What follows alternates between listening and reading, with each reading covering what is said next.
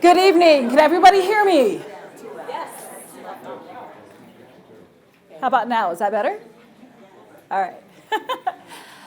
Thank you, everyone, for coming. This is, oh my gosh, this is exciting and overwhelming and everything.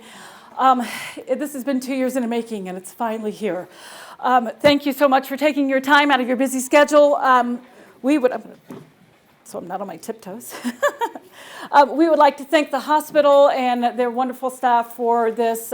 Without you, this would not be happening tonight.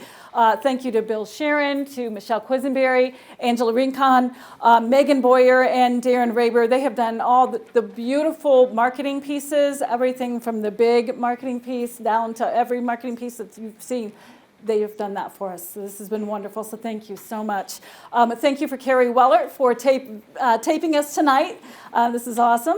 We would like to thank the James Cancer Center and the Cleveland Clinic for partnering with us and just being resources with us. We could not do this without them.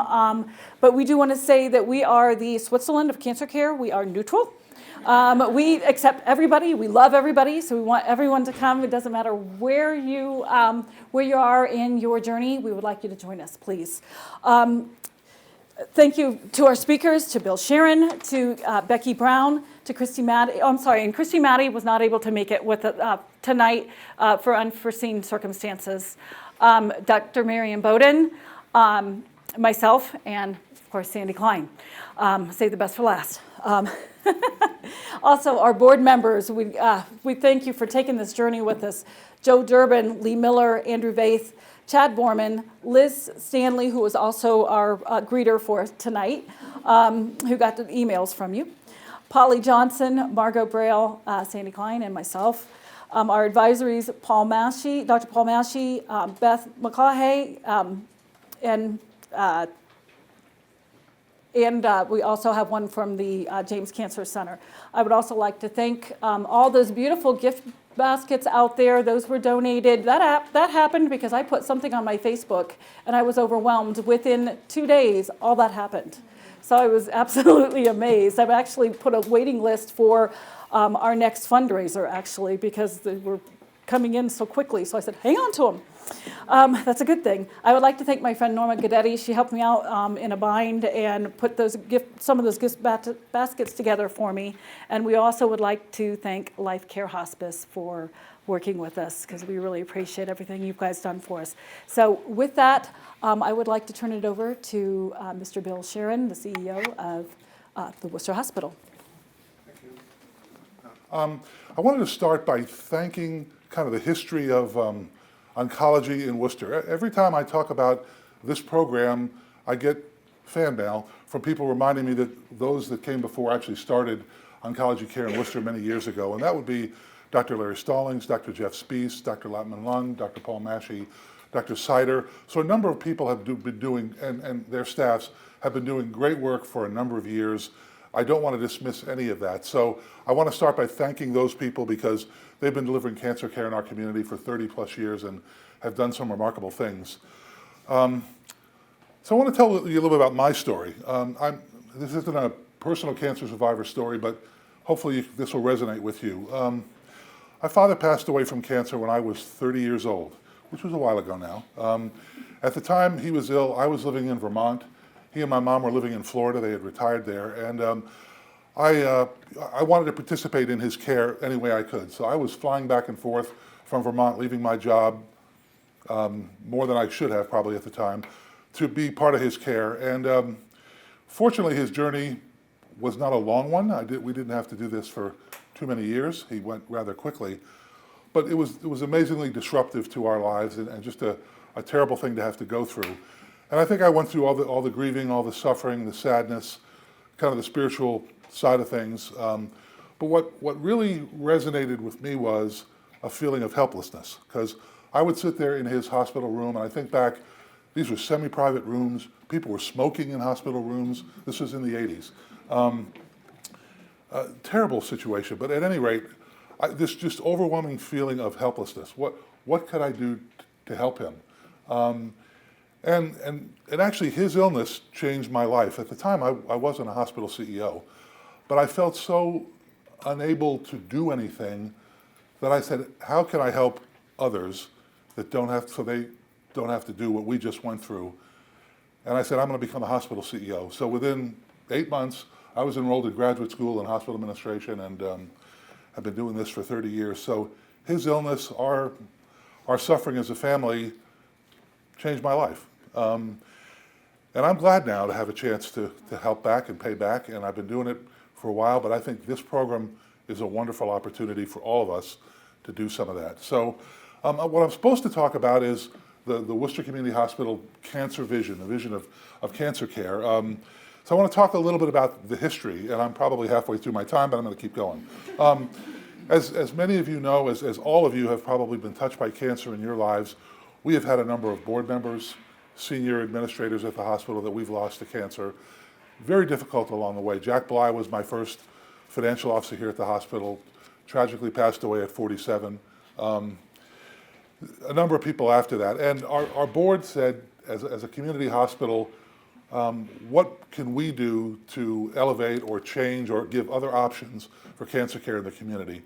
So about 6 years ago, we engaged a national consultant to meet with the hospital board in a strategic planning session, and they said, you know, there is a very valuable role for community hospitals in oncology care.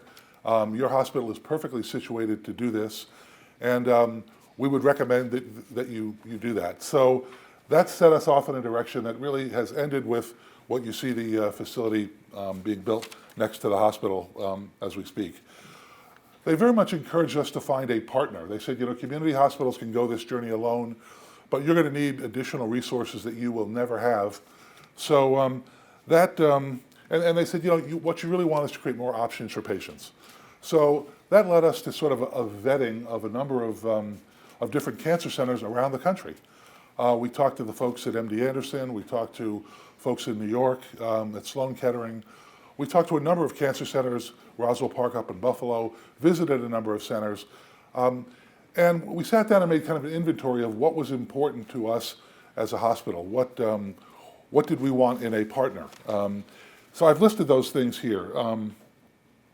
We certainly wanted someone with a kind of a known, recognized name or brand. We wanted access to research and clinical trials. We wanted clinical oversight. And someone, most important, we wanted someone who had the same philosophy of care that we did, and that was that we wanted care to be delivered locally. And I'll speak a little bit more specifically about that. So we have ended with, we ended our search with the folks at the James Cancer Center at Ohio State University. They had a very similar philosophy in care that we did, met all our criteria. And then we said, you know, let's just get specific. What further things do we want out of a relationship? We wanted a partner that had a freestanding cancer hospital. That was important to us. We wanted someone who had an affiliation with or connection to a medical school, again, for the research. We wanted someone who was actively involved in clinical trials and research. And believe it or not, we wanted a partner that had a connection to a pharmacy school. As we looked at pharmacy and we looked at cancer care going, and my daughter is a clinical pharmacist, so maybe that was part of this. So we met with the people at the Echelon School of Pharmacy, which is down at the University of Chapel Hill, asked them for a list of the top 5 pharmacy programs in the country. They were number 1. Ohio State is number 3. So we thought, you know what, that's something we want to, because we know going forward, part of the care plan here is going to involve drugs, immunotherapy, and as an aside, my daughter, who's again a clinical pharmacist, loves oncology. You know, I say, Molly, how do you do this? Isn't it depressing? She said, no, it's absolutely rewarding. There are so many new drugs, so many new classes of drugs, so many new ways that we can help people. So that was kind of our list, our shopping list. We went out and shopped to find a partner that had all of those things, and Ohio State had all of those things. So here we are, and that's why the James. And by the way, you know, they already had a footprint in Worcester anyway at the OARDC, and so that didn't hurt. So this is what I was supposed to talk about, so I probably should have been done by now, just getting to it, but I'm almost done. So this is our vision of cancer care. So first of all, I want to echo what I just said. This is a rapid, and Dr. Massey, I'm sure, can speak to this far better than I can. This is a rapidly changing dynamic field. This is not cancer care 20 years ago. Things are changing very, very rapidly. The first thing on our list, in our vision, and our board feels very strongly about this, is we want local care, care delivered locally, care delivered in Worcester whenever possible. I was just at a conference, I just came back late last night down in Florida, where they presented research showing that patients do better when they're in a local setting, when they're with family, friends. They have better outcomes in that kind of a setting than they do oftentimes in a strange situation. So that was very important to us. Patient-centered care is number 2 on our list. The patient and their support system is really the center of what we do. What we want to have is conversations with patients. We want to hear patients' voices. Very important to us. We listen to the patient very, very carefully. One thing that we've been studying, this was also on our list, and this is something that has really started out of Hawaii, is the concept of supportive care.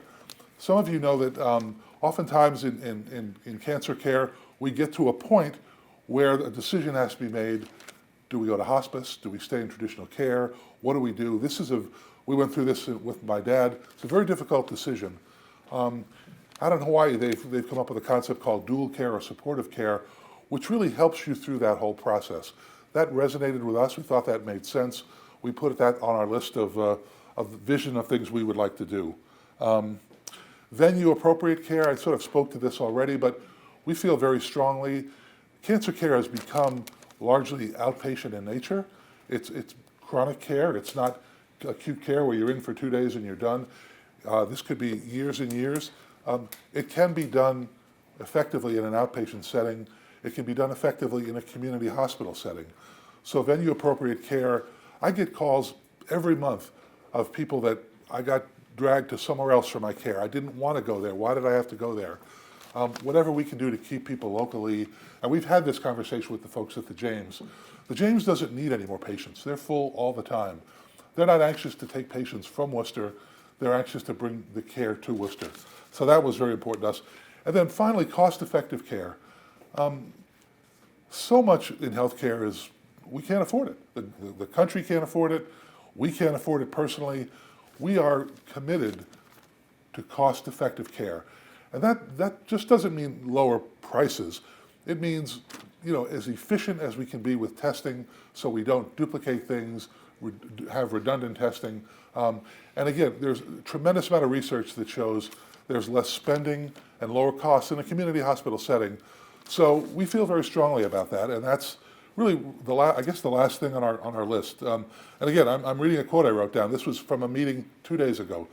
Community hospitals are associated with both lower spending and lower costs, and oftentimes equivalent outcomes. So, although we're building a brand new facility, which is on the screen there, the facility isn't the key. The facility is just a facility. In fact, we're really not even calling it a cancer center, because we hope maybe 10 years from now it won't be a cancer center. We hope there'll be enough in the curative side of things that it'll be an outpatient center. So we have actually called this facility an ambulatory specialty center on purpose, because we don't want it to just be cancer care. And by the way, there'll be other things in the building beyond cancer services as well. So the building is just part of it. The key is people. The key is local care. The key is patient-centered care. So that's kind of our vision. And I don't know if I went too long. By the way, I was at a point in my life too. I was at my wit's end, no pun intended. I think this is a wonderful thing these folks are doing, and I think our vision absolutely meshes with what you're trying to do, and hopefully you can all make a difference. So thank you very much.